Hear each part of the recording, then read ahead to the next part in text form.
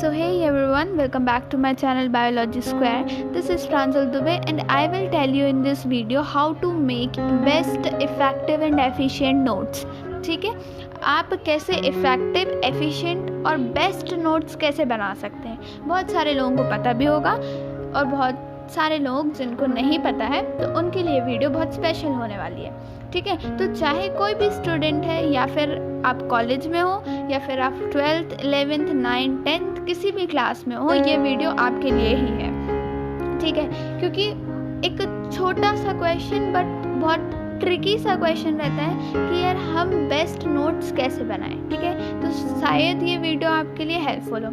सो पूरा देखिए वीडियो को लास्ट तक। ओके, सो मैं स्टार्ट करती हूँ। सबसे पहला क्वेश्चन कि हम नोट्स क्यों बनाएं यार। ठीक है, नोट्स क्यों बनाएं। कई लोग ऐसे होते हैं जो बोलते हैं नहीं हम बुक से ही पढ़ लेंगे, नोट्स क्यों बनाएं। तो देखो, नोट्स पहली चीज़ ये है कि नोट्स अगर आप बनाओगे तो अगर एग्ज़ाम्स जैसे ही आपके पास आते जाएंगे और कम टाइम रहेगा तो आप यार पूरा बुक तो रीड करने नहीं बैठोगे, रिवाइज करने नहीं बैठोगे। तो उसके लिए आप शॉर्ट नोट्स और नोट्स बनाएं जिससे आप कम टाइम में, जब एग्ज़ाम्स बिल्कुल कम टाइम बचाओ तो आप जल्दी से इन नोट्स को निकालें और जल्दी से रिवाइज कर लें, जिससे ये ज़्यादा टाइम कंज्यूमिंग भी नहीं होगा और आपको फिर मतलब ऐसे बोर भी नहीं लगेगा, क्योंकि आप पूरी बुक तो पढ़ने नहीं बैठोगे। तो इन नोट्स को आप फटाक से रिवाइज कर लोगे, जिससे ये बहुत मतलब अच्छा तरीका रहेगा। ठीक है, दूसरी चीज़, नोट्स अगर आप बनाओगे तो आप जो भी टॉपिक है या फिर चैप्टर है उसको भूलोगे नहीं, क्योंकि बार बार पूरा चैप्टर हर एक लाइन रिवाइज तो हर कोई नहीं करता। बट अगर आप ये नोट्स अच्छे से बनाओगे तो जैसे ही आप इन नोट्स को बार बार रिवाइज कर लोगे तो ये कम टाइम में भी हो जाएंगे रिवाइज और आप भूलोगे भी नहीं। ठीक है, तो ये था कि हम क्यों बनाए, तो मैंने बता दिया, इसलिए आप बनाओ। बेस्ट तरीका होता है नोट्स बनाने का। ठीक है, फिर कैसे बनाना है नोट्स, तो देखो, या तो आप जो छोटे छोटे बहुत इम्पॉर्टेंट टॉपिक्स हैं उनको फ्लैश कार्ड्स में बना सकते हैं। ठीक है, फ्लैश कार्ड यूज़ कर सकते हैं उनके लिए। ठीक है, आप नोट्स कैसे बनाना है, सपोज अगर 5 पेजेस का चैप्टर है तो एटलीस्ट 2 to 3 पेजेस में आपके नोट्स कंप्लीट हो जाने चाहिए, क्योंकि यार तभी तो वो नोट्स हैं। नहीं तो फिर तो जैसा बुक में चैप्टर है वही ठीक है, अगर आप 5 पेज का चैप्टर है और 5-6 पेज का ही नोट्स बना रहे हैं, नहीं। और ऐसा नहीं है कि आप इंग्लिश लैंग्वेज ही यूज़ करें, आप हिंदी भी उसमें लिख सकते हैं। सपोज़ अगर कोई ऐसी लाइन है जो आपको इंग्लिश में वो लाइन याद नहीं हो रही है तो आप साइड में उसको हिंदी में भी अपने हिसाब से लिख सकते हैं कि आपको कैसे याद रहेगा। ठीक है, लाइक उसका नेमोनिक बना के लिख लें या फिर जिस भी तरीके से आपको वो चीज़ याद होती है आप हिंदी में भी लिख सकते हैं। ठीक है, फ्लो चार्ट्स। ठीक है, ये चीज़ भी बहुत इंपॉर्टेंट है कि आप जब भी नोट्स बना रहे हो तो आप फ्लो चार्ट के फॉर्म में ज़रूर बनाएं। इससे आप जैसे ही वो फ्लो चार्ट देखोगे तो आपको एक बार वो मतलब फीड हो जाता है।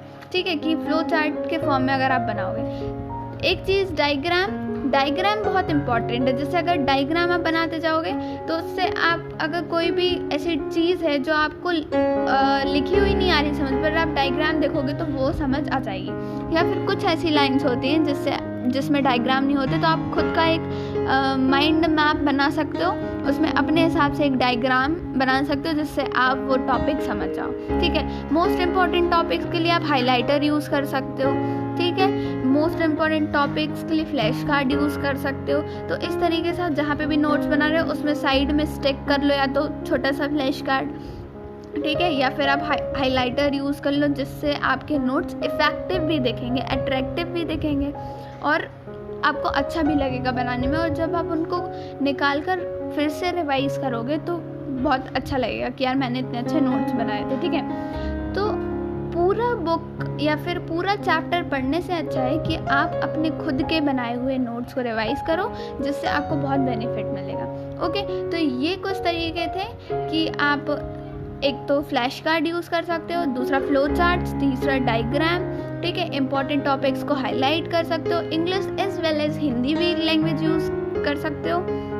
ठीक है, नोट्स को शॉर्ट नोट्स टाइप बनाना है, अपनी लैंग्वेज में बनाना है जिससे आप समझ सको, कोई और नहीं। आप ऐसी मतलब उसमें चीज़ें लिख सकते हो जो आप उस टॉपिक को जल्दी से समझ सको वो पढ़ के। ठीक है, तो इस तरीके से आप बहुत अच्छे नोट्स बना सकते हो खुद के।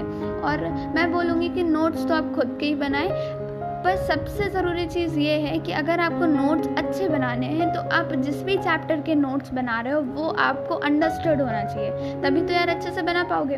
और एक चीज़ कि अगर कोई पैराग्राफ है उसमें आप अच्छे से अगर वो पैराग्राफ समझ जाओगे, सपोज़ कोई भी बायो के चैप्टर का एक पैराग्राफ है, तो अगर उस पैराग्राफ को आपने अच्छे से समझ लिया तो उस लाइन से आप ये भी सोच सकते हो कि यार इस पैराग्राफ से कौन सा क्वेश्चन बन सकता है, तो वो भी आप नोट्स में साइड में लिख सकते हो।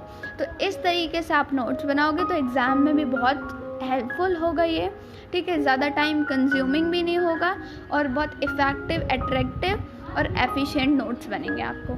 सो आई होप ये वीडियो आपको हेल्प करेगी। So thank you, stay connected, stay tuned.